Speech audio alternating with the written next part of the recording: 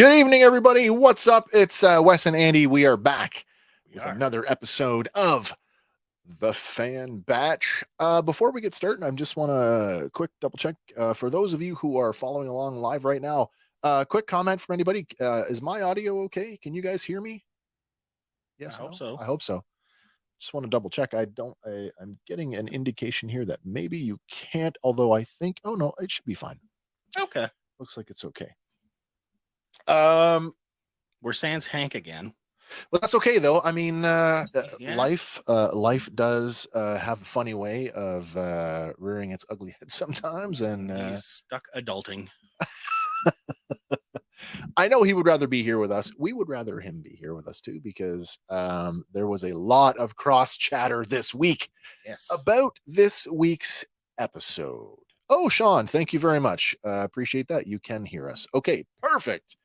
I don't want to spoil too much because we are going to talk a lot. There's lots to talk There is lots to talk about this week. There's deep dive Easter eggs. There's new developments. There's all sorts of stuff. Before we get going, though, is it time? I do believe it is time for another round of Bad Star Wars Jokes. Perfect. As always, this week's Bad Star Wars joke comes from the internet, where all the best jokes come from. That's where we store them all. That's right. Hey, what do you call an invisible protocol droid? I don't know. What do you call an invisible protocol droid? C-3PO. Oh, that's good. All right. Did you like that one? I did like that one. Did you hear about the Gungan cab driver? I did not. Yeah, his name was Car Banks. Oh, no. It's a double shot. There we go. You get a double shot of Bad Star Wars Jokes. Nice. All right, let's get this thing rocking up in here. What did you think of this week's episode? I liked it. It was very populated. It was really nice to see that much more world building done. Oh, okay. Yeah. We didn't just go on a standard mission with them.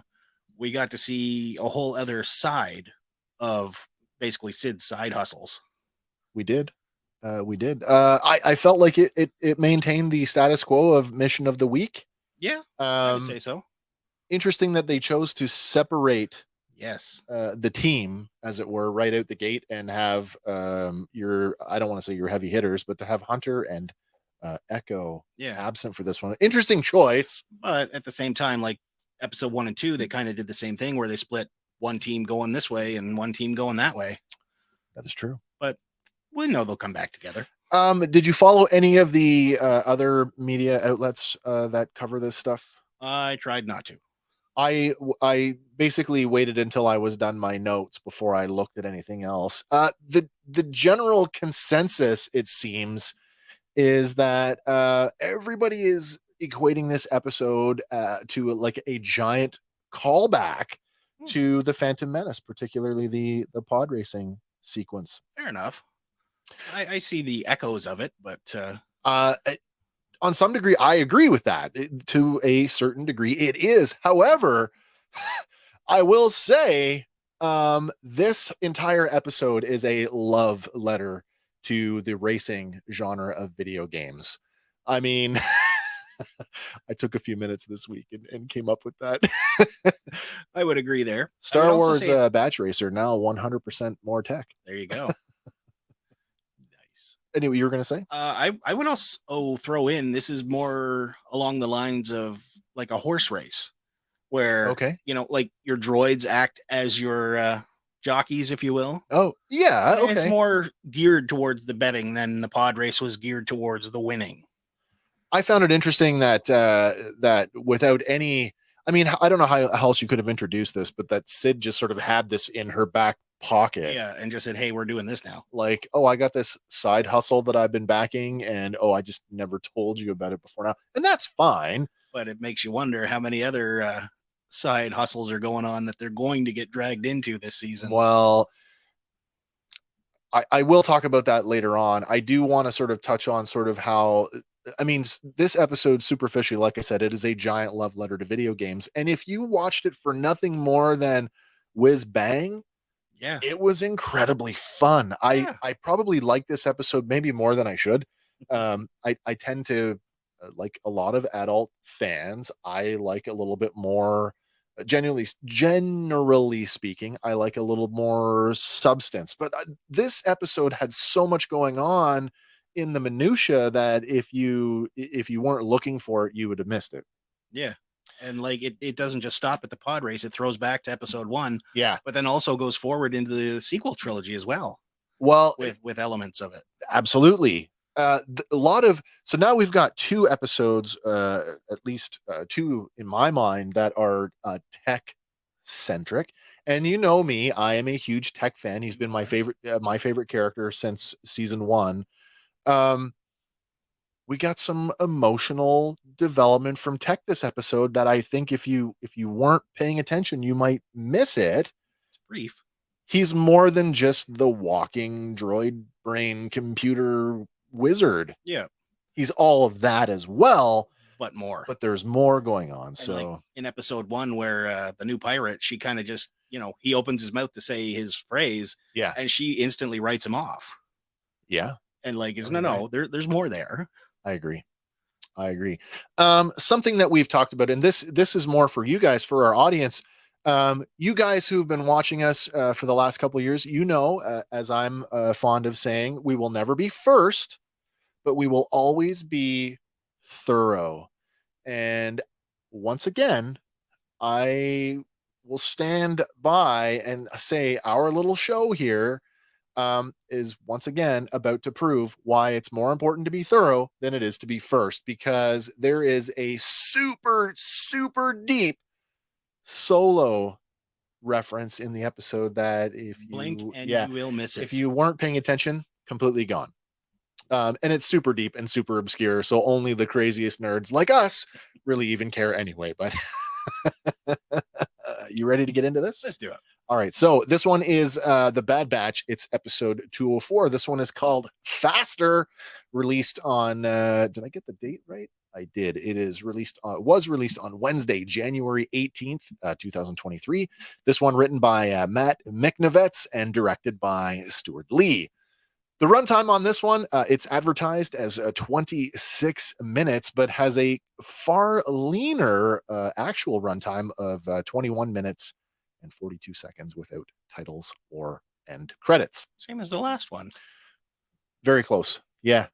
Well, not time-wise, but like having that leaner runtime than advertised. The live action series always blow me away because the credits are like sometimes like 7 or 8 minutes long. Lots of animation going on there. However, our episode synopsis this week reads: the team enters the colorful and dangerous world of racing. So let me just change up our view here and let's move on, shall we? All right, the episode opens with the familiar long shot overlooking Ord Mantell. It's daylight, by the way. We don't often see it in the middle of the day. Yeah, we might, though, but maybe they're just down in the depths of it. Maybe, yeah. Obscured by building shadow. Cutting to street level, we get a very cool cameo from an Aqualish character who is dressed just like the vintage Kenner action figure. Nice. Now, I want to ask, did we see this animation model in season 1? I believe we did catch a glimpse of it when they were running from Fennec Shand. Okay. In that episode. I couldn't remember. I thought maybe we did, but okay. I think we did. Fair enough. We transition inside Sid's place where we see Omega and Wrecker are playing a game of Dejarik while Tech sits at the bar studying his datapad. What's interesting here is we get to see both Tech and Wrecker in a more relaxed state of dress. Guys, if you haven't watched it already, we did a short video just a few weeks ago, sort of on the updated animation models. We may need to update that again. It looks like Hank called this his, what do you call it? His Saturday armor or whatever it was. Essentially, it looks like he's just taken everything off. The basics. Yeah, he's left the chest piece on, but it gives us a clear indication that I thought the shoulder piece was replaced. It's not. That's the under padding for his For the bigger one. original. Yeah. So that tells me that one of those shoulder pieces, the actual armor, is actually gone because he's only got one of those. Anyway, Tech looks like he's wearing nothing above the waist, just like a vest and a shirt, which I thought was pretty cool. Anyway, Omega beats Wrecker at the Dejara game, and she gleefully exclaims that he now owes her 2 cartons of Mantel mix. In a bid to try and even the odds, Wrecker offers her one more game, double or nothing. And then Sid ends up interrupting them with the prospect of a new job. Omega remarks that Hunter and Echo are still out on another mission, but Tech interjects, suggesting that transporting 50 cases of Nerf nuggets isn't exactly a mission or a proper use of their skill set. Must be expensive Nerf nuggets. Nerf nuggets. Let's talk about Nerf nuggets for a second. Nerf nuggets were first introduced. They are in fact a canon thing. Nice. Introduced in the 2015 canon novel Heir to the Jedi. A bite-sized meat product made from Nerfs. They could be enjoyed on their own or as a side dish. Nerf nuggets. Yeah, that's all we're going to talk about on Nerf nuggets. Well, brushing him off, Sid tells them that their skills will be very useful on this mission, especially Wrecker, as she tells them that they're going to be her security crew. While protesting, Tech says they'll need more detailed briefing than that, but Sid says there's no time and the shuttle is already waiting for them. Wrecker tosses Omega her helmet as he gets up and says, "Works for me." And Omega cheerfully posits, maybe it'll be fun, leaving Tech at the bar to groan about the lack of detail. I found this to be a little uncharacteristic of Sid, who up till now has generally always given them some kind of like outline of you have to do this, this, and this, and don't come back until you do. Yeah, and she would say it probably just like that. Yeah. So for her not to say something kind of makes you go, something's up here. Something has been up since episode 1 or 201, as it were. But they're giving us hints, like the Empire is starting to become more dominant. Yeah. And she's already said this place is not going to last forever. That's right. So now, she is making end game plans right here for her own survival. Was that our episode with Fee? Yes. So Fee, we've already speculated that Fee might be somebody who has some sway. Yes. Certainly the way she's like insists that if they pulled off the Sereno mission, that she would get a cut of it. Yeah.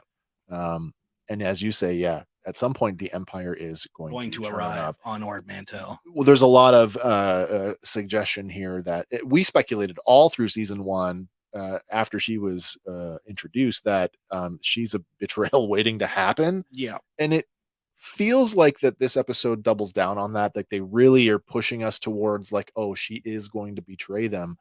However, I put an asterisk beside that. That may change based on the events of this episode. Right. I'm going to come back to that because I think there is an element of betrayal that's going to happen. Asterisk. With a but. Yeah, exactly.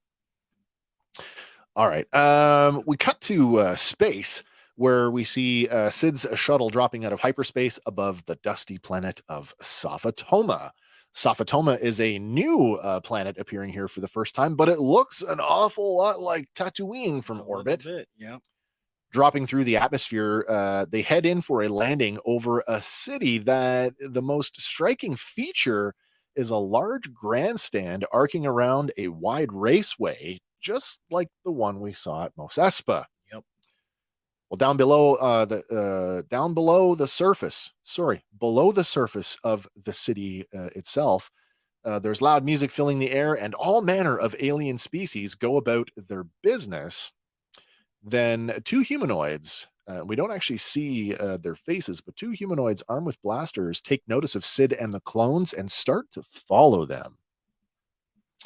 Now, the one fellow, he's holding a bottle of presumably alcohol. Now, the alcohol translates to Deep Core. Now, Deep Core, it first appeared in the season 1 episode called Rampage. Of course, that's the episode of the Bad Batch where they had to go and rescue Moochie the Rancor.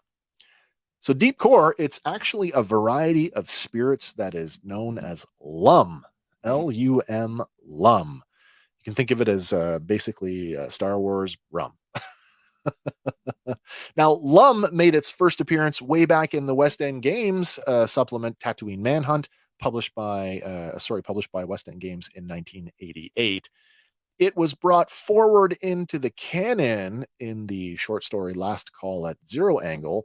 That was published in issue number 156 of Star Wars Insider Magazine in 2015. And in 2019's Jedi Fallen Order, there is actually a mention of Lum in, you can trigger that response in one of the conversations that you have Nice. on board the starship Stinger Mantis. Nice. Now this particular bottle reads Dark Lum, implying that there's multiple versions, right? I don't know if it says Dark Lum or not. I believe it does. Maybe here on the bottom. Yeah. I guess I didn't. Yeah, I guess so. That would make sense though, Yeah. just like rum. Yeah. Rum, lum. Nice substitute. Deep core. This sequence also gives us, and this kind of, first I thought it was really cool, and then as you will find out later on, it's like, oh, it's a bit of a disappointment here. But we do get more references to our Kenner action figure guy here. We see the on the left hand side of the sequence, we see the we'll call him Walrus Man, because that's what they called him in the action figure, right down to the flipper feet. Yep. Of course, Walrus Man was the name given to the character from Kenner, who also gave him the flipper feet, because Lucasfilm did not provide enough reference material, and they had to going to look like. And this, the action figure we got, of course, he's supposed to be Ponda Baba, an alien from the Cantina sequence. Just a repaint. Right. We also get an appearance from a Snevian character. Now, Snevians, this guy, clearly a recoloring of the blue Snaggletooth action figure. And the blue Snaggletooth for the action figure guys, you guys know this. It's the one that came with the vintage Cantina playset. Yeah. This is another case of we didn't get the reference material from Lucasfilm, so we had to guess. But that character is actually short and is supposed to be dressed in red. Now, yes, he's an homage to the blue Snaggletooth, but being dressed in green. This is a character model that we saw back in season 1. Now, I had the question of that prompts you to ask, are these just reuses of the animation assets, or are these the same characters from season 1? Maybe. I had thought that. I could see it going either way, like, because they need to populate the place. Right. But at the same time, setting up a future character. Yep. And then when you go back and look and say, oh, well, he was here, here, and here. Do you remember this guy back in season 1, the episode where they go to visit Cut and Cut's family? Yeah. And it's the introduction of chain codes. Get your chain code. Mm-hmm. This guy, he's got to get on a shuttle, and the clones will not let him board because he does not have his chain code. So immediately I'm like, well, maybe he got it and he got off world, and now he's here on Safatoma, which is clearly not Empire occupied. Not presently anyway. Not yet anyway, yeah. Well, as we move forward, Sid and the clones make their way through the streets. Tech exclaims that he now understands the need for additional security in a place like this. Sid tells him that Safatoma can be rough if you don't know what you're doing, but she knows her way around, and she adds that if things get dicey, that's where they come in. Well, the camera shifts behind them, and we watch as the group walks out from the underground streets towards an entrance to the grandstand. Now, I got lost, not lost. I got really sucked into a lot of the small stuff this week. As they're leaving, there's a stall on the left-hand side to two Twi'leks standing there. And I don't know if this is is this like a petting zoo? What is this? An open air meat market? Maybe. Either way, two of them, I was able to identify two of them. The top one, that's clearly a blurg. Mm-hmm. Blurgs were introduced back in the Clone Wars. They made their live action debut in The Mandalorian. The bottom one, pretty sure that's a Nuna. That's we saw the roast Nuna in the Book of Boba Fett. Yep. Of course, they go all the way back to the Phantom Menace. So they're again evoking that, oh, we're going back to the prequels. Mm-hmm. The middle thing, I don't know. Maybe it's the Pokemon evolution between Well, the yeah, two. really. Nunas evolve into Something and then into a eventually a blur. blurg. Wouldn't that be funny? All right. So, entering the arena, we're met with a cacophony of cheering from the crowd, and it is literally in the thousands. And that is when you realize that, oh, look, it's our walrus man and our blue snaggletooth that we just walked past on the street 2 seconds ago have now found themselves in the crowd. And you go, oh, they're just reusing the asset to populate the crowd. And Yes that's and no. fine. That's fine. Well, you figure like if they were just passing them 2 minutes ago, literally they're gonna Yeah. all rush forward to Oh, where we are. so we're presuming that they are the same characters that were in We're the standing street. back there, and it's like, okay, it's race time. Get out there and watch. So when they boogied it to get in front, in front of them. Well, everybody's clamoring for a front row seat. I suppose so. I'll buy that. I don't personally think it's that, but I can contrive that and make it work. All right. So, pushing their way to the railing, Sid and the clones watch as 3 speeder pods whiz by at a breakneck pace. Omega is amazed at the sight, and Sid tells her it's called riot racing. Cutting to the track, we see that the speeders are all armed with blaster cannons. Then the second place racer blasts the leader, and with just a couple of shots, the speeder loses shields and tumbles into the dirt track, crashing into a wall. But a protocol droid pilot spills out from the cockpit intact, albeit face first in the dirt and in a bit of a daze. Now, Wrecker shouts with excitement, "Wow, did you see that?" And Tech says that it appears that anything goes out there. Then the race commentator comes over a loudspeaker announcing that someone named Teo has just overtaken the lead from Hyper Rod. Pointing at a hovering video screen with a live feed of the race, Sid points at it giddily, telling the clones that Teo is her new racer, and she calls him a ringer that's going to make her a lot of money. It's like space version of Death Race. Yeah. The show is really leaning into the whole race thing. Get our first actor, the announcer. That is actor Jonathan Lipton, who has over 80 VO voiceover credits. He was the hospitality droid G1CH, also known as Glitch, for 21 episodes of Star Wars Resistance. He also plays Makuni in the English language version of Duel Masters for 26 episodes. He's going to show up again later on this episode. He's got another role. Mm-hmm. Well, and the I used the floating video board for him because we don't actually see the announcer. We just kind of hear him.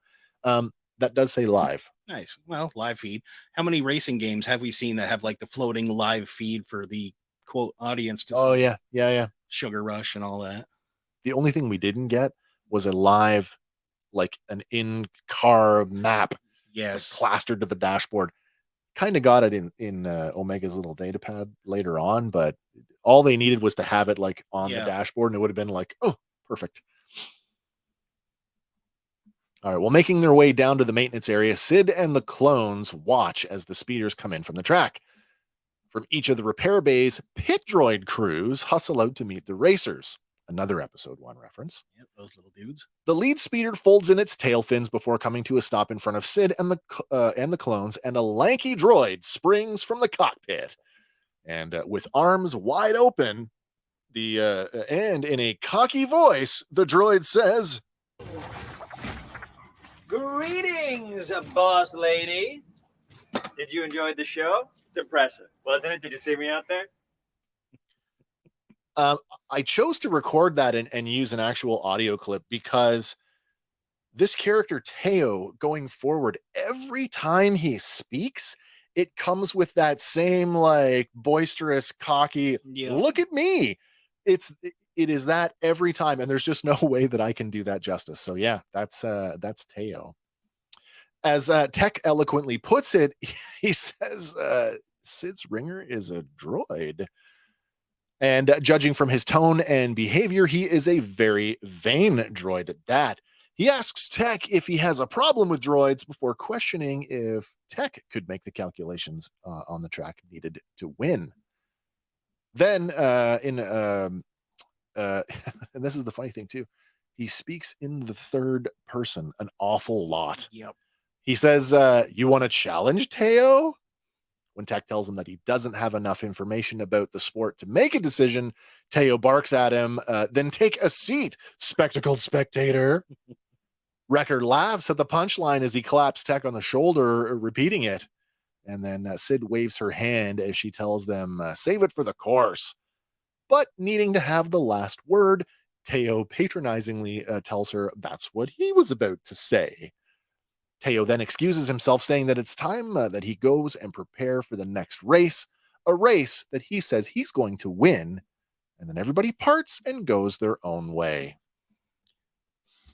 Do we get the impression that is because Teo is a ringer that Sid had a previous driver that is no longer with us? Well, through she does kind of say that it's her new guy. Yeah. So but from her saying, like, you know, if you don't know your way around here, you'll get eaten, but don't worry, I do. I know my way around. She's been here before. Oh yeah. Chances are she had a previous racer and he was destroyed within the race or something.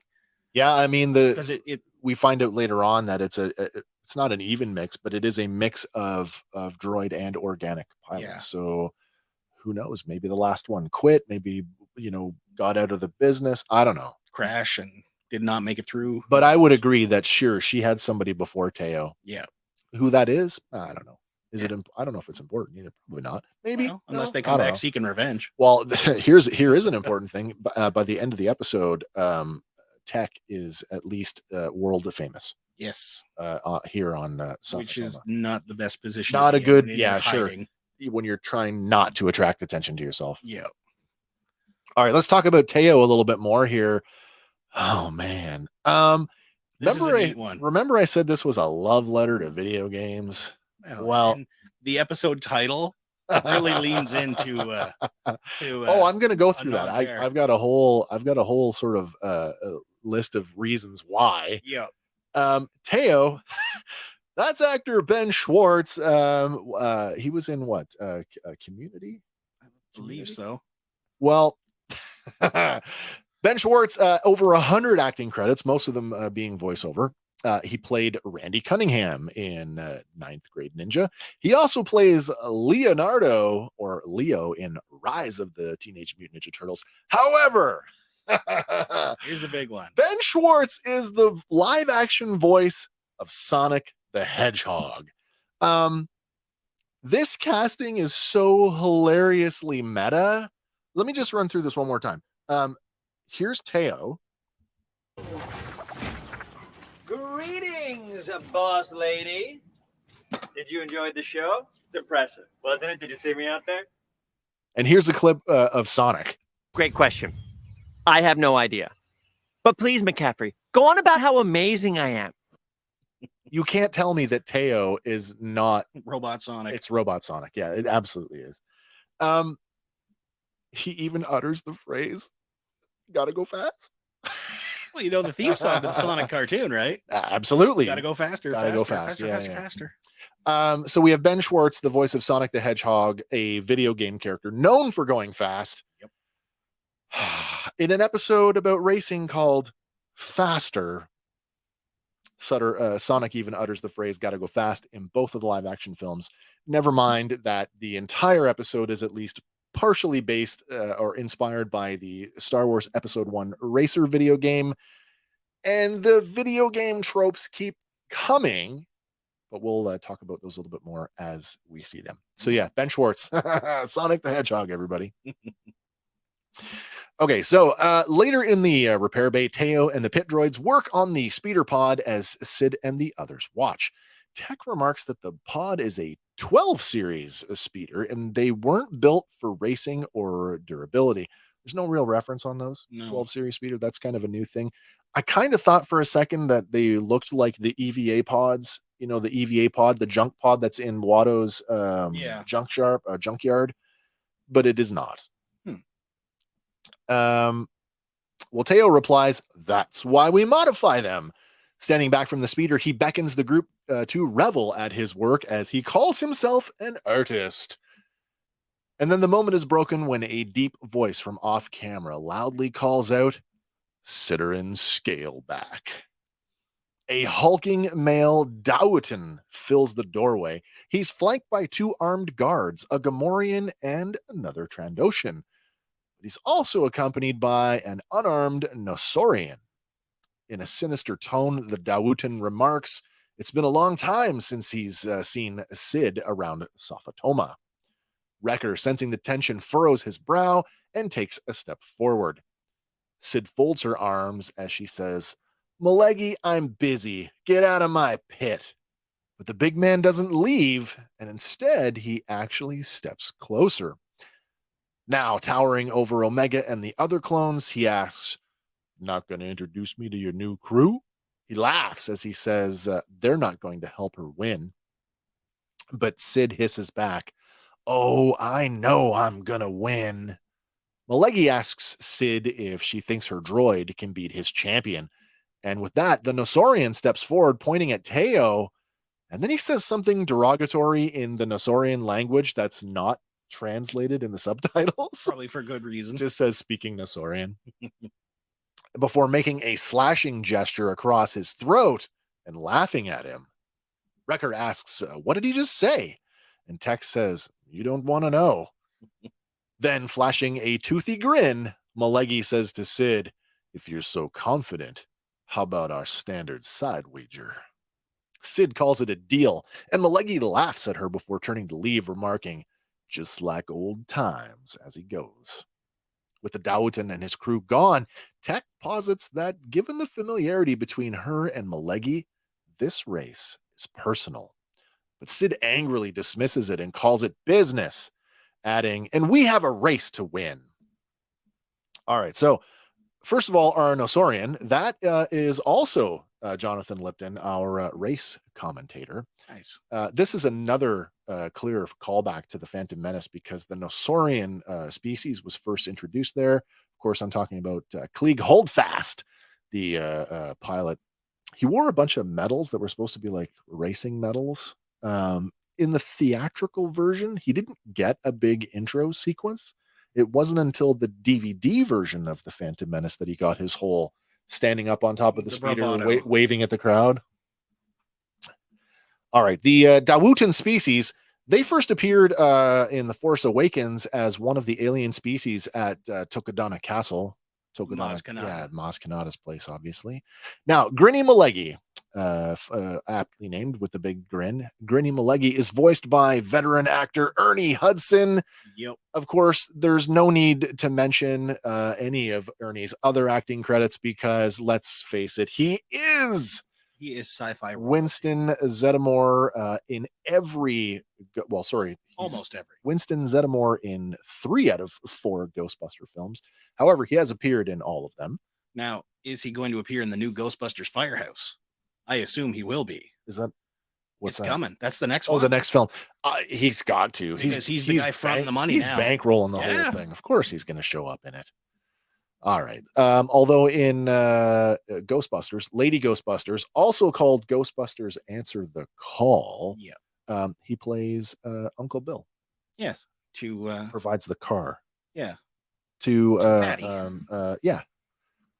All right. So who is currently hosting the the Daily Show? Is she? Yeah, she took over from Trevor Noah. Leslie Jones. Yes. Oh, good for her. I've seen a couple episodes. She's doing really well. Good. I'm glad to hear that. I know there was a lot of.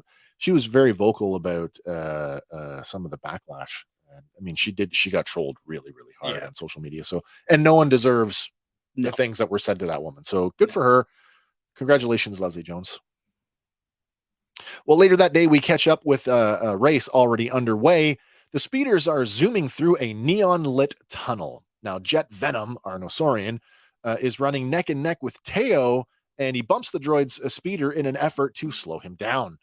But the droid makes a few adjustments to his controls and stays right with him. The other racers fire their blasters, but the shots go wide and harmlessly impact the course which is shielded, by the way. So the race course, you can't damage it by shooting at it. So either heavy duty shields or just weak blasters. Yeah.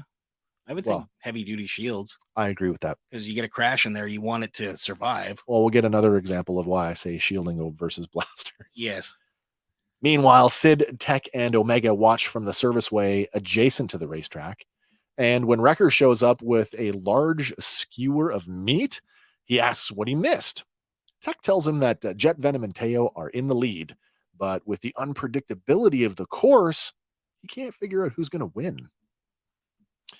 All right, so I don't know if it's just me again, and I'm going back to the video game thing.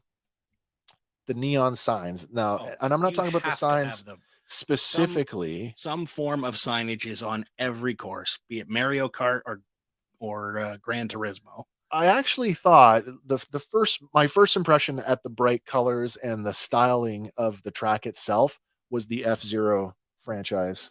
Very similar, which is kind of like the anti-gravity racing, right? Yeah, which they have adopted in the latest Mario Kart. Yeah. But I feel like this is leaning into sort of that style of racing game. I would think so. All right, so the neon lighting is actually a series of billboards, and man, I got really sucked in here. These billboards, not only do they advertise stuff, they rotate, meaning you get a whole new batch of stuff. So you don't want to burn the image into the screen. We have, I'm going to go through this. We have Discover. I don't know what the rest of that sign says, but it could Discover. Be a tourist sign, Discover Tatooine or something. Next to that, we've got JJ's Diner. Nice. And then beside that, we have something that, now this is where, like, again, I mean, I watch this stuff on a 4K TV, 65-inch 4K TV. But when I'm doing my notes, I'm rewatching them on a 24-inch monitor that is not 4K. So sometimes I have a hard time with this. Hyper Tutti. Hyper Tutti does not really make sense to me, but that was the best I could come up with. Could be an energy drink.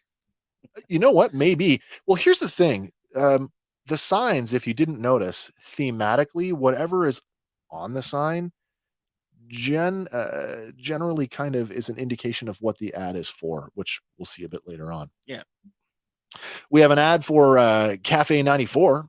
Presumably that's either a drink or a place or both. Could be. Then we have Droid Repair, and we have Get Your Meat Sticks. And on that sign is a neon image of the thing that Wrecker just was eating. Yeah. We have another one that says Explore Now.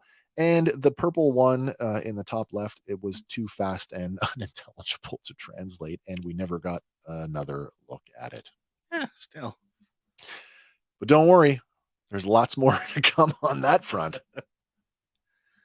As the race rages on, the competitors continue to bump, grind, and shoot their way through the tunnels. And in another callback to the tropes of racing games, you get these barrier walls that spring up and down from the track. That the racers are forced to swerve around. Now, one of the pilots, who happens to be a BX series commando droid, bumps one of the protocol droid pilots, who isn't fast enough to avoid slamming into one of the barrier walls. Based on C-3PO's appearance, you wouldn't think a protocol droid would be a good pilot. I guess so. I think the idea is that a droid, not a living thing, can calculate faster than a human brain, I guess. I suppose. I can see him calculating faster, but not moving faster, based on what we've seen. Well, yeah, we don't see, like, well, mind you, put a blaster in 3PO's hand and a battle droid head on it, and apparently he can still shoot. Exactly. And we get this electrical hazard. That another common video game trope. Also, going back to the Phantom Menace, does it not remind you of the coupling? Also in Attack of the Clones, when they drive through it, like, yes. go through. It's kind of similar to that. And you throw back to Mario Kart, that is another hazard you face on one of the electricity. Levels. Yeah. Well, this electrical barrier hazard goes off and it destroys another racing pod. Finally, the remaining racers clear the tunnel and they zoom towards the grandstand while continuing to bump and shoot at each other as they go. And as one of the pods shoots, it gets bumped into, spinning out of control. Unfortunately for an unlucky Arconan spectator, he takes a stray blaster bolt from the skidding pod, leaving him with a smoking hole in the chest, and I'm pretty sure he falls to his death.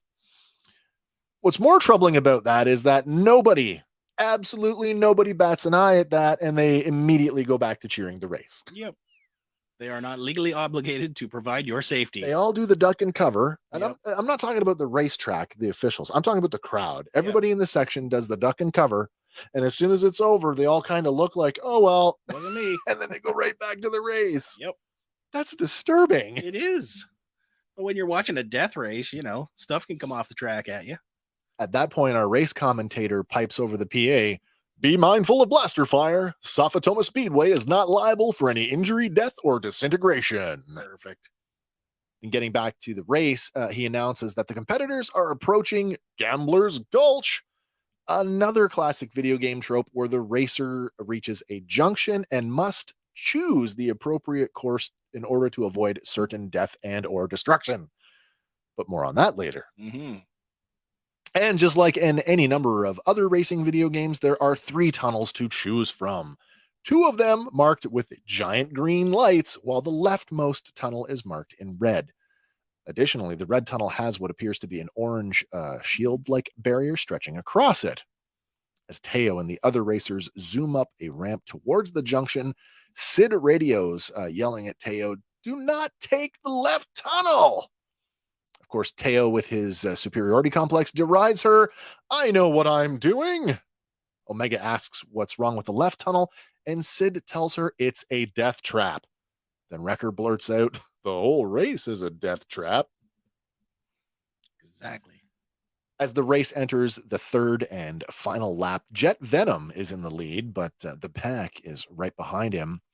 Well, then the race commentator announces that Teo is closing in fast. Staring at her datapad, Sid exclaims he's going to do it, while Wrecker and Omega watch over her shoulder. This is another callback to the Phantom Menace. I even included the image there of them watching Anakin on the datapad, staring at the datapad. Well, Grinny Malegi watches a live feed of the race from the comfort of his private box that overlooks the racetrack. Picking up a comlink, he flashes a sinister grin as he radios, "Get him in the crunch." It appears that Malegi has more than one racer in his pocket, as a Nikto pilot positions himself between Jet Venom and Teo and deploys a retractable claw, which is completely legal because the race commentator cracks a joke. "Uh-oh, it's steel claw time. I feel a venom crunch coming on." Sid screeches at Teo, "Get out of there!" Then Jet deploys a kind of buzzsaw, and he reduces his speed, sinking the blade deep into the nose of Teo's racing pod. Sparks fly, and the Nikto releases his claw. Maneuvering around Teo, he takes up second place, and as Jet Venom wins the race, Teo thunders in, tumbling down the track as both his pod and his body fragment into dozens of pieces. From his high-rise private box, Grinny Malegi laughs as he and his crew celebrate the win. Well, down at track level, Sid and the clones try to salvage what they can from the pod. Tech says that some of it is reusable, while Wrecker collects the pieces of Teo's body. Optimistically, Omega suggests maybe they can put him back together again. But then Malegi and the crew show up to collect. Angrily, Sid tells him, "You'll get your credits. Just give me some time. I'm good for it." But Malegi tells her that's not how it works. She's out of time. Nervously, Sid barks at the clones to step up, reminding them this is why she brought them. Wrecker drops Teo, and then both he and Tech slowly reach for their weapons. But before they can do anything, Malegi's guards draw down on them. With the tension getting thicker by the second, Omega jumps in asking how much does Sid owe. Malegi tells her it's more than she has. But Omega tells the Daotan they're not done yet. He just laughs at her as he says, "It looks like you're done to me." But Omega insists that they have one more race. And if Malegi should win, they'll pay him double. But if they should win, then they take Sid free and clear. Sid looks at Omega tenderly. And did you catch that? Yeah. The tender look, which is very, again, uncharacteristic for her, where she actually kind of, she's usually pretty stone-faced. Yeah, she breaks that harsh safety. Yeah. Sid looks at Omega tenderly before Malegi tells her, "You don't know what you're getting into, kid."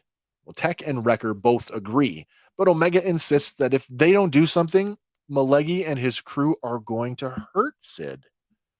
So pressing him, Omega asks if they have a deal. Malegi agrees, saying that they'll race tomorrow, but until then, he's keeping Sid for collateral. As Malegi turns to walk away, he leaves them with one final warning. For your sakes, you better be able to pay up. Down in the pit, the clones go about repairing Teo and the racing pod as best they can. Omega remarks that the pod is in worse shape than she thought. She asks how Teo is, and Tech tells her that he's partially operational, but with a few more adjustments, he might actually be able to race again. Teo, who is actually awake at this point and is completely unaware that he's in pieces, asserts that Tech is hilarious, boasting that I'm more than capable. But then he looks down and is horrified that he's in pieces, yelling, "Where are my arms and legs?" And right on cue, Wrecker walks in with Teo's last remaining limb and throws it on the workbench. Tech and Omega then set about to reassemble him. And even though he's in several pieces, it has done nothing to instill a sense of humility. No. As Teo critiques Tech, telling him, "That's not how you do it. Let Teo instruct you." Tech just cocks his head and stares at the droid unblinking. And you can hear him say, like, "Really?" Like, leaning against the workbench, Wrecker says that instead of fixing the speeder, they should be taking out the gangster. But Tech tells him that they can't just simply apply their military tactics to the situation, because Malegi is not only dangerous, he's also connected, and even if they did rescue Sid, he would certainly come after them. Teo pipes up, saying that the rumor is that the last person that failed to pay Malegi is now taking a permanent pit stop in the eastern sand dune, which I find funny because that's so awfully close to the Eastern Dune Sea, a desert feature on Tatooine. But this is not Tatooine. Maybe this is like the twin planet of it. Safa Toma. Tatooine. Tatooine 2. Exactly. Well, then Omega cuts in and says that's why they have to win the race and save Sid. Tech points out that this isn't the first time. Oh, did I actually go too far? I went too far. Sorry. But Tech points out that this isn't the first time that Sid has needed their help because of the relationships that she has with people of what he calls questionable integrity. And he calls it a problematic pattern. And I would agree with that. Well, he is keeping track of her associates. Yeah, you can't absolutely. think for 1 second he's not keeping a detailed list of everybody that she has put them in contact with, well, I'm in danger of. I'm going to bring up the Fee Genoa thing again. Fee Genoa is the one who put Sid onto the Serenin castle, the war chest. Yeah. One day it's not going to work out, and Sid is going to cross the wrong person, and it's going to be the clones who will end up paying for it. Well, then Teo reminds everyone that he is the most important thing in any room that he's in, and he rudely reminds them that they were working on repairing him, going so far as to say, how about a little less chatter and a little more spanner? Get that spanner off your belt, Ace. Meanwhile, in his VIP box, Malegi collects a bottle of spirits from the bar, and he joins Sid in the next room. He pours a glass, and he offers a toast to old times. But Sid says she's not interested in old times, that she's changed. But Malegi insists that hustlers like them never change. And one day, this new crew of outcasts that she's put together we'll get to know the real Sid. Again, that's kind of foreboding, really suggesting that somewhere down the line, first time that she screwed somebody over. Right. And again, like I said, season 1, it was like, oh, she's like a betrayal waiting to happen. Yeah, and she had them under her thumb as hard as she could. This scene, I think, was more for us as the audience to like remind us that, oh yeah, she could flip at any time. Yeah. And I kind of think she will. But the seed is planted, right? Like it is that little bit of, I'm not who I used to be. Yeah. She's growing and she alongside did say the that. clones. She did say that, I've changed. How much remains to be seen. Exactly. The problem is we don't know the old Sid. We don't know what she was capable of or what she did. So, but we are getting glimpses. We are. That's true. All right. Well, Sid shoots him a sideways look as she hisses, "I might surprise you." And Malegi laughs as he says, "I doubt that." And he takes a long pull right from the bottle. So apparently the one glass he brought in was for her. We go trackside the next day where a race is already in progress, and Tech watches from a platform on the edge of the serviceway as the pack of racing pods whizzes by. I half waited to see if one of the huts was gonna, slink out there too. And spit on a bell. Yeah. Wrecker and Teo load some parts onto a hover cart as Omega tells the droid, "You're up next, Teo." Wrecker asks him, Teo, if he thinks he can win, and defaulting to his usual boastfulness, Teo laughs as he tells him, "I will ignore that obvious question," but then answers the question flatly, "Yes, I can." Wrecker reminds him that he did lose the last race, and Teo calls it a miscalculation that he will not repeat. Joining Tech on the platform at the edge of the serviceway, Teo notices Tech looking at the track layout on his datapad, and he asks why he's studying it. Tech tells him that he's analyzing the course and the patterns of the other racers, and he calls it quite fascinating. But just like when Tech was reattaching his arm, Teo tells him that he's doing that wrong also. Then stepping off the platform onto the serviceway, Teo begins to cross back to the repair pit as he tells Tech that it's all about strategy and skill, of which you have 0. Wrong. Well, Tech, who, by the way, doesn't even turn around to look at him, says that his strategy is flawed, and he says it would be wiser to divert power to the reflector shields from the primary weapon system.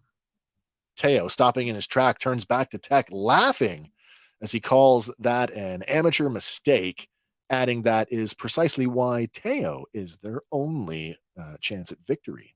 He tells Tech to open his eyes, that if he wants to win, offense is the best. But before he can finish the sentence, Teo is smote by a racing pod that has just crashed onto the serviceway. Smoted him. He got smote real good. I think I paused and I watched that, I don't know, 3 or 4 times, and every time it was just like that mid-sentence. Yep. It was like a Coyote Roadrunner moment. It's just like the speech in Deep Blue Sea. Like, bring on the shark. I don't think there was a better word for this other than smote. Smote, yeah. Picking up what's left of the droid, Wrecker states the obvious, I don't think Teo will be able to race. Then conveniently, Malegi, along with his armed guards and Sid, show up. Malegi calls Safatoma a dangerous place to race. Do you think he had anything to do with that? If it was an accident, like a pod just flying out, yeah. No. But it works in his favor. I got the impression, and I didn't get an image of it, but I guess the Nikto pilot there, the way that he gets out and he kind of does the double take, like, hey, did anybody see that? And then he just kind of wanders away. And the fact that he's there, Malegi's there, like right immediately. There. Like, do you think I feel like he kind of maybe said, if you get a chance at him, take him out. Yeah. Yeah. It wouldn't shock me. Well, Sid looks at the droid and calls him, says he's fine. She pleads, snap out of it, Tin Bin. But all Teo can muster is a bleak, I regret nothing, before his eyes go dark and his head and neck fall limp. Malegi says, tough luck. and he calls it a forfeit, meaning not only do they lose the race, but now they have to come up with the credits to pay him off, credits they just don't have. Omega looks up at Wrecker and says, "We have to do something." But it's Tech who blurts out, "I will be the racer." That's my boy Tech stepping up. Yep. Again. Well, then everyone looks at Tech incredulously, including Malegi and his crew, as Wrecker blurts out, "What?" Then it sets in. He's not joking. And suddenly Sid is behind the idea as she exclaims, "You heard him. The bet's still on." Grinning from ear to ear, Malegi answers, "I never stop a fool from losing his life to make me rich." We then cut to Tech as he hops in the racing pod and begins the startup sequence. Then the track commentator calls out, "Place your bets. Our racers are ready." And in another callback to the Phantom Menace, the announcer proceeds to introduce all the racers one by one. There's the current Riot champion, Jet Venom the Nosarian, Bosco the Mad Bomber Bricks, a green Nikto, who coincidentally is the racer that killed the Arconan Spectator. We have Steel Claw Kane, who is a red Nikto. Then we get, this is funny actually, we get someone named Vicious Vid Santari, who is not actually shown. They cut to a crowd shot, and it's just the crowd like kind of yay, but we don't actually see this guy. Well, then we have Haxon the War Gnome Trojanics, who is our BX series commando droid. Then we get Quick Draw Quasar, a protocol droid with a B1 battle droid head.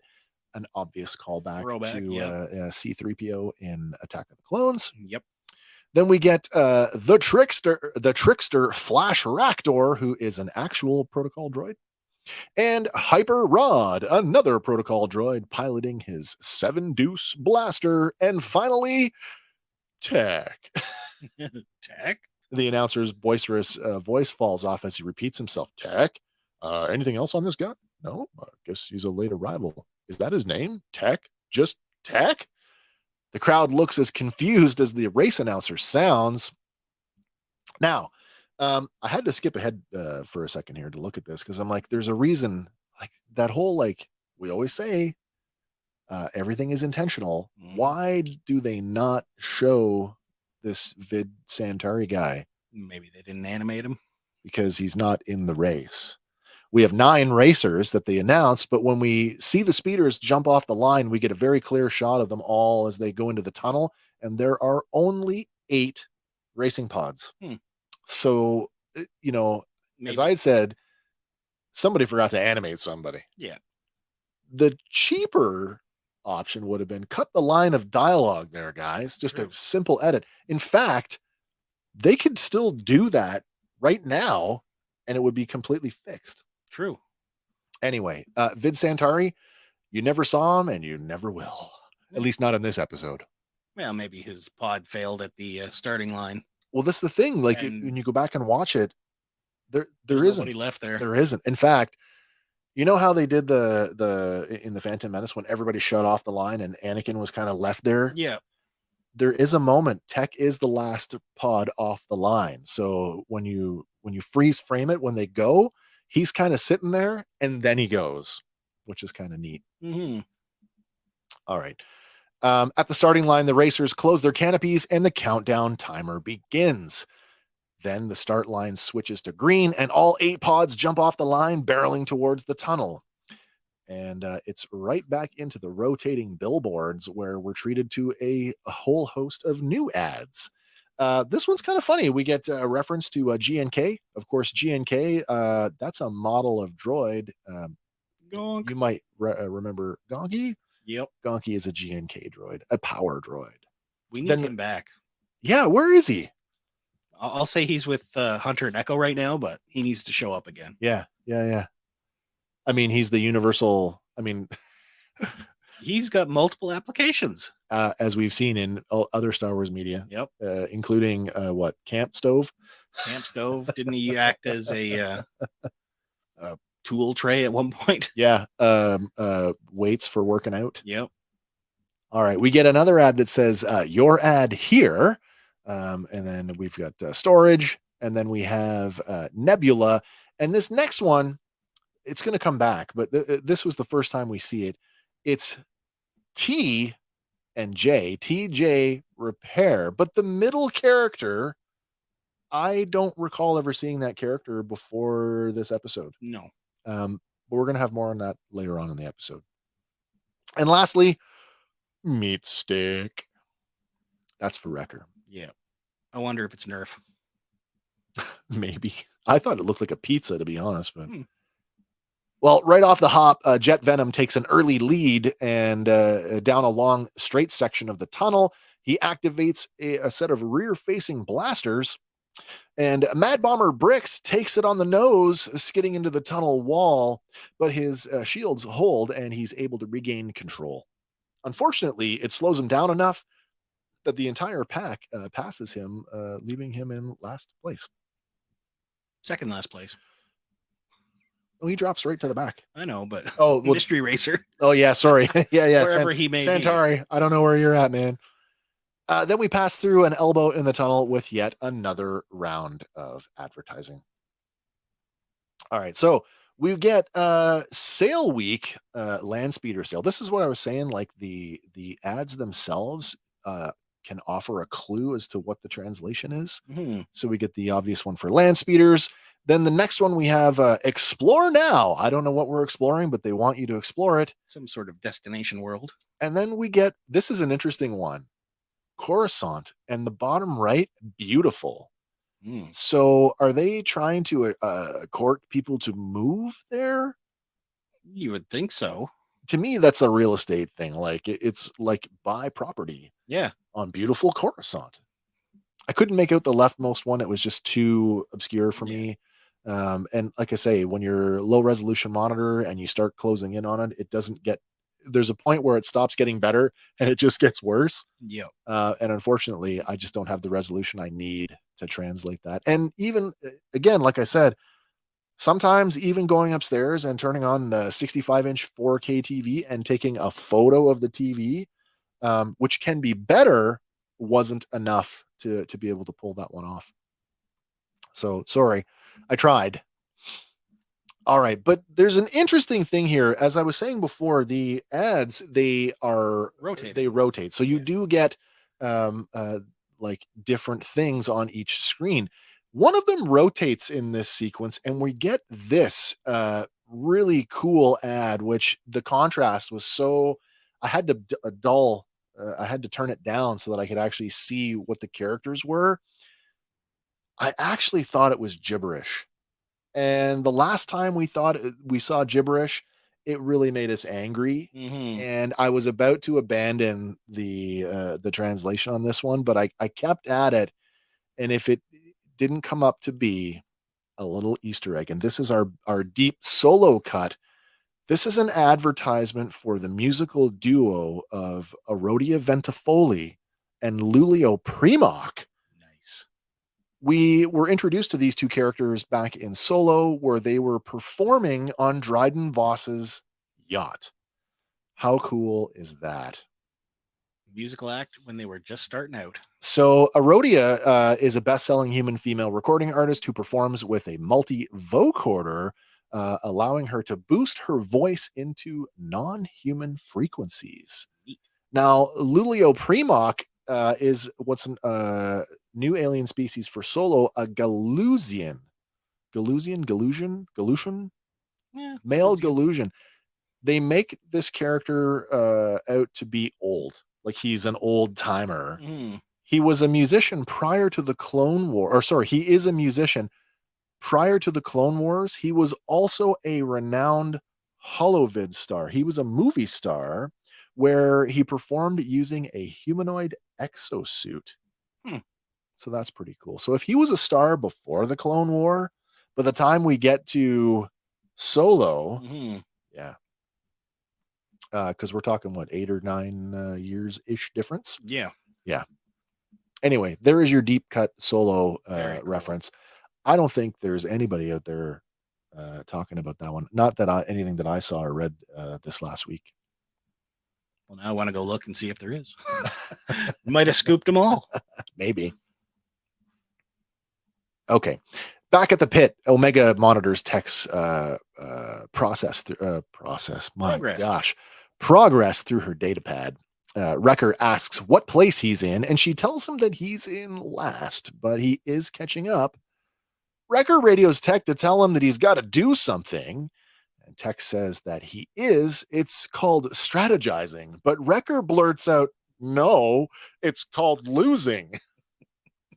Tech continues to move up the pack, and as they round into yet another ad-filled tunnel, he takes a volley of blaster fire.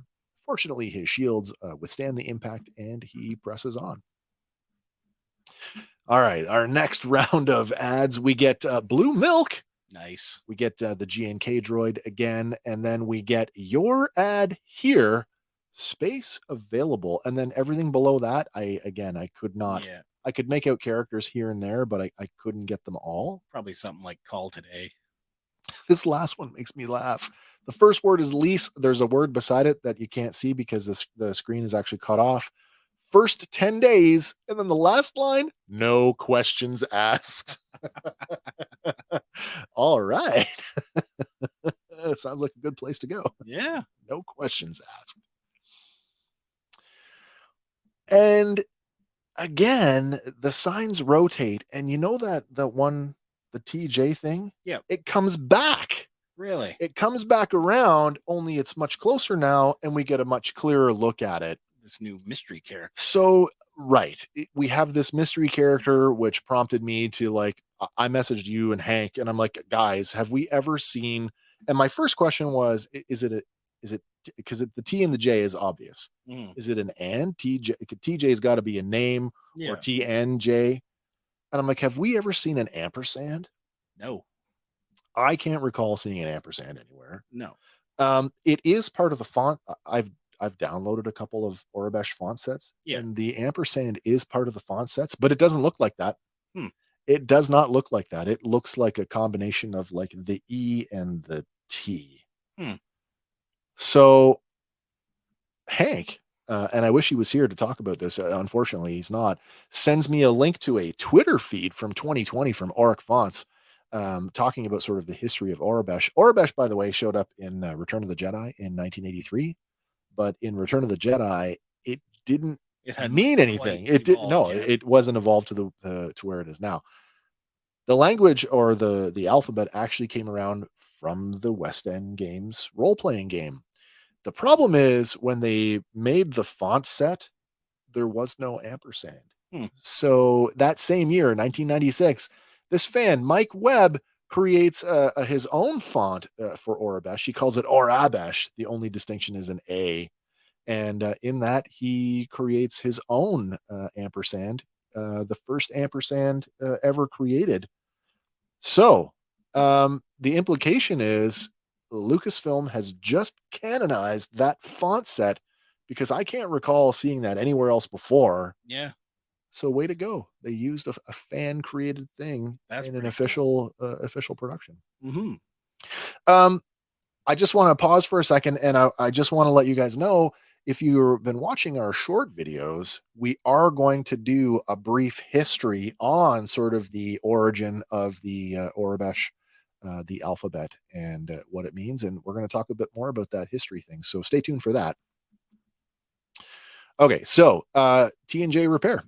Nice. Rocketing out of the tunnel towards Gambler's Gulch, Mad Bomber Bricks drops 6 explosive canisters that end up taking out Flash Raptor, bringing up the rear. Tech heads toward the Gulch, while Omega radios him with the warning, don't take the left tunnel, reminding him that Sid called it a death trap. The display inside Tech's racing pod concurs as it flashes alert, and Tech shoots into the center tunnel. Inside the Gulch, Tech calls Omega, asking her to send him the schematics for the left tunnel. Wrecker asks, shouldn't you just focus on not getting blown up? And Tech tells him flatly, I can do both. Haxon, the commando droid, closes in behind Tech, and he hits him with a volley of cannon fire. which causes Tech's rear shields to begin to overheat. But Tech makes an adjustment and he shunts power from his weapons to make up for it. Classic video game trope. Power management. Yeah. Especially in a Star Wars game where we've seen that in X-Wing and, of course, more recently, Star Wars Squadrons. When Omega frantically tells him, they're all over you, Tech reasons that he needs more speed. So pulling onto the serviceway, he ejects the cannon module from his racing pod, telling them that they were only slowing him down. Get a good look here at Omega's data pad where we can actually see what that says. Sophatoma racetrack, danger, avoid, and for some reason enhanced. I presume that's the enhanced view of the layout. Again, if this had been plastered on the dashboard of the racing pod, it would have been like, oh, perfect, you've got the map. Yeah. So you can make that decision. But again, well, he's getting it sent to him, so maybe it does display in there somewhere for him. Maybe. But again, that's another classic video game trope, you know, to see a section have of your little map, the map, the mini map. And in yet another classic video game trope, Tech hits the boost and he rockets off on his next lap. Love the visual effect on this. The trails coming off. Yeah. Of course, this has been used in all sorts of racing video games, not the least of which is the entire Sonic franchise. Yeah. But again, a little closer to home, we've also seen it in games like Star Wars Jedi Starfighter. Also, they used a trail effect like this on the racing ships in Star Wars Resistance. Nice. Resistance, if you haven't watched it, most of the first season revolves around racing. Fighter racing, actually. Yeah.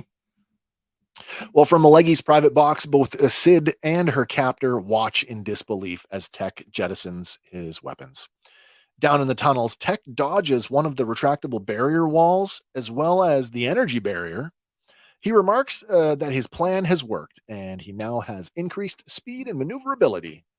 Wrecker reminds him that he's still in last place, especially now that he's pulled onto the serviceway. Yeah.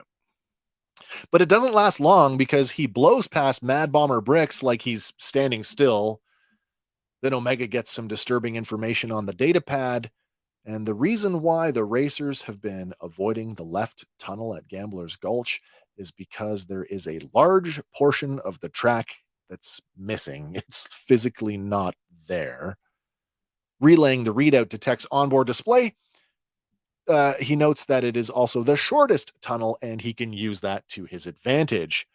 Omega cries out, "It's too dangerous. The speeder can't make that jump." But Tech asserts that it can if he's going fast enough. And dodging another retractable barrier, Tech dives down the left tunnel with Mad Bomber Bricks hot on his tail. As Tech enters the dangerous tunnel, Wrecker and Omega have looks, both of them showing a lot of concern. Sorry, Wrecker and Omega share a look, both of them showing concern. Up at Malegi's private box, the gangster laughs while a downtrodden Sid shakes her head. Moving at incredible speed, Tech nearly overdrives his headlights on the racing pod as he scrapes the tunnel walls. Seeing a portion of the tunnel rotted away, he uses another boost of speed to push the racing pod up and around the tunnel wall to avoid falling through the hole. But the Mad Bomber is determined to catch him, and he matches the daring move. Unfortunately, Bricks isn't carrying enough speed, and he clips the tunnel ceiling and falls into the hole below. Oops. Yep. Emerging out the other side of the tunnel, Tech sees that he's now in third place. So using a nearby ramp, he performs yet another boost action, dropping himself between Jet Venom and Steel Claw Kane. Both Venom and Kane pepper him with blaster fire, and Tech's shields begin to buckle. Wrecker shouts at Tech not to let them box him in. At the same time, Venom deploys his cutting blade while Kane deploys the claw arm. Switching to his tactical display, Tech can see that he's about to be crunched. But at the last second, he swerves and the claw grabs Venom's speeder instead. Tech pulls hard to the left and drops his speed to get out of the way as the two racers collide in front of him. Nicely done.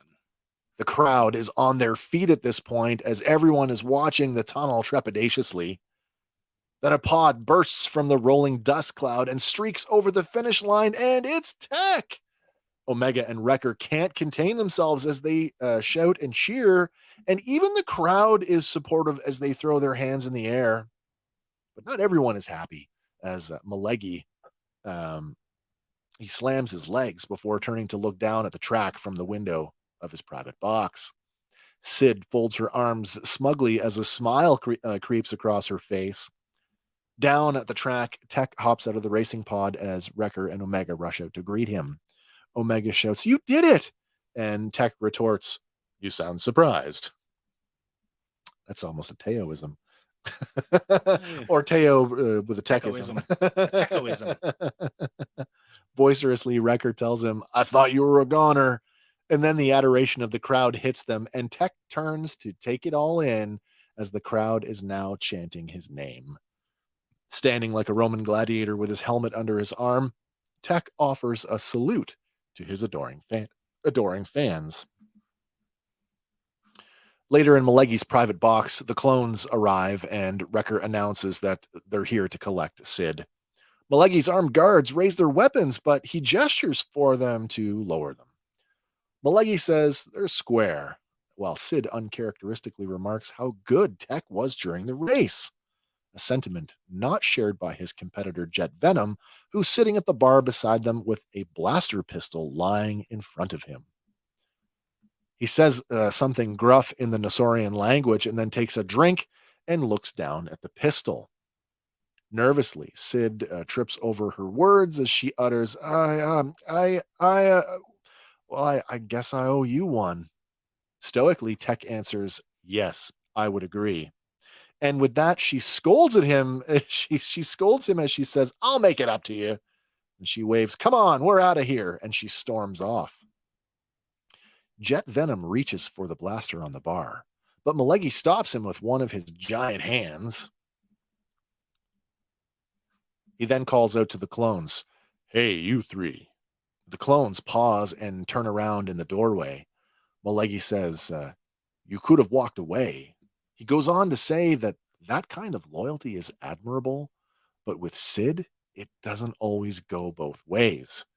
And he finishes by telling them, "Watch your backs." A little bit of honor among gangsters there. Yeah, almost. Omega frowns at Malegi's words, and then she and her brothers leave the box. As they walk away, Wrecker, with a big grin, claps Tech on the shoulder. And then we cut to one final overhead look at the Sofatoma Speedway as we cut to black. And that is our episode. Nice. Man, I loved this one. I loved it way more than I probably should have. While it's still sort of fresh in my mind, I'm just going to go. I just want to end on this. We've talked about it this episode. Again, I just want to come back to the Sid is probably going to betray them. Yeah. But here's the thing.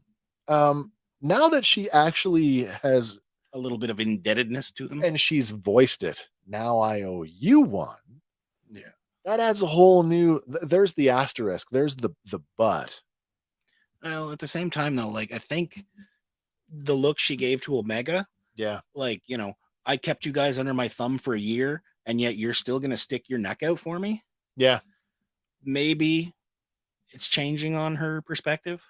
I think so. Like, Omega is having an impact on her. Oh, yeah. Absolutely. I think that there is every possibility that she will still, because we have people like Fee Genoa, who, as I said before, probably has some influence over her for whatever reason. And it's probably, the betrayal is probably going to come from a higher like, influence. I'm sorry I had no choice. So she's gonna have to do it, but at the same time, has it already happened? I don't know. Maybe because when Fee walks in, she's like, "Oh, so this is the group of this claws." is your She might have already divulged that information to them, maybe, and wheels are in motion that the Empire are about to be made aware of. Possibly. Well, more so because Rampart already knows. With Fee being a pilot, though, like, look at how again, it's your old pal Hondo. Yeah, I mean, look at how Hondo flipped back and forth. He was constantly flipping sides, right? Yeah.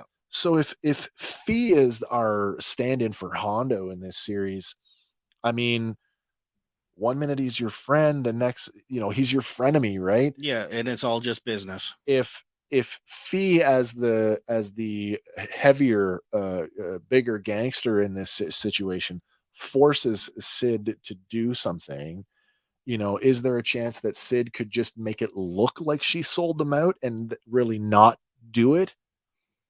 Maybe like faking their death, or in that vein. True. I don't know. What do you guys think? We want to know what you guys think, so do drop us a line on the comments with your thoughts on where you think this series is going here for the remainder of the season.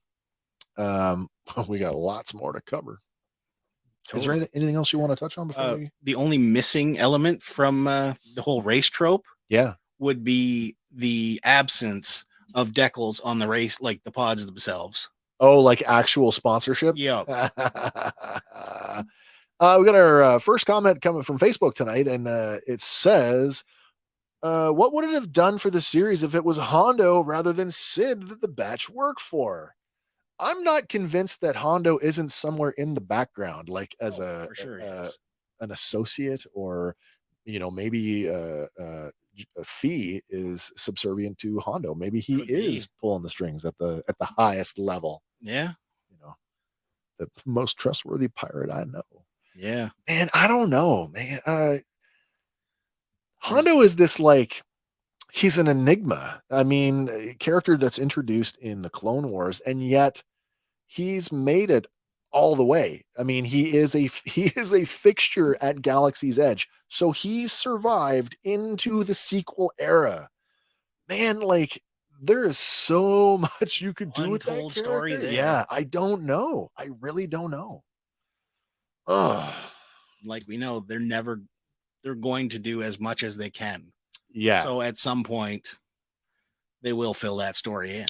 I hope so, because he's certainly, I consider him a fan favorite character. Well, judging by when his Black Series figure came out, it flew off the shelves. Well, it was a Galaxy's Edge, one of the exclusives. We got them up here though. Yeah. We got in Canada. We got them through what? Toys R Us. Toys R Us. Yeah, they did come to Toys R Us. I got one. And the other thing too, the team up of the two racers. That was also like a nice throwback to racing films, right? Like you have your Ricky Bobby, or you have your literal racing team. So, I mean, I got the impression now that both Mad Bomber Bricks and Steel Claw Kane, they are all also working. They're all in Malegi's pocket, right? Yeah. He's clearly they're on the take. Yeah. When you get to that level, though, you want to be backing multiple racers to increase your chances. I guess so. Yeah. Like you got your poster boy and then your backups. The private box, that was pretty impressive. Yeah. I'm like, I wasn't listening to the descriptive. Had I turned the descriptive audio on sooner, I would have heard that it was clearly a private box. I'm like, is this like an apartment? Does he live above the racetrack? There's a full service bar in there. Everything you need for a private box. Oh man. Okay. That's pretty impressive. Yeah.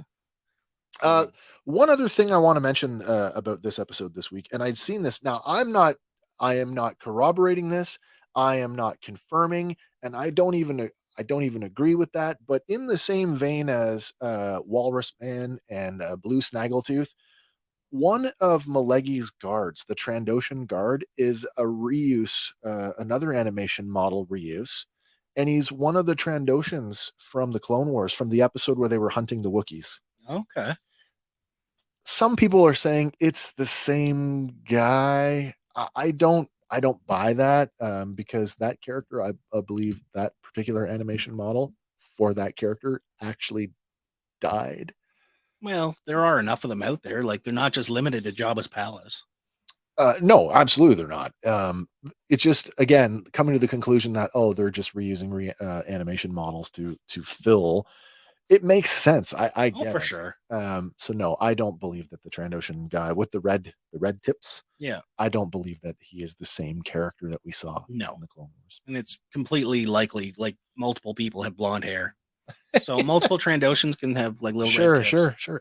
I actually thought for a second I'd said this to you guys in the private chat. I wondered, like, are they doing a Jurassic Park thing, like the evolution of the raptors, where they were giving them feathers and stuff? And I'm like, oh wait, no, it's not feathers. It's just red tips on the horn bits on the back of his head. So maybe it's like a horn tattoo. Maybe it's a I don't know, male, female. Who knows? I don't know. Lizard. He went to one of them genetic lizard modifiers. biology. I don't know. All right, that's it for us here at Fandom Power. We will be back 1 week from today with episode 5. I don't know what that one's called yet, but it's just a couple days away. It's just 3 days away. Entombed, I believe it's called. Entombed. Oh, that's very foreboding. That sounds like a cheerful. They're going to be stuck in something terrible. All right. Well, listen. Do hang around. Do stick around for our next one. Also, keep watch out during this week. Hopefully, get at least one short video out. I really want to finish up the language thing that we were talking about, because I think that's keep that one rolling while we're talking about it. And yeah. Oh, thank you, Sean, for the compliment. Love putting the show together every week. Keeps me going anyway. But until then, everybody, for Fandom Power, my name is Wes. I'm Andy. And we will catch you on the next one, guys. So bye for now. And for Hank, woohoo. Oh, yeah. Oh.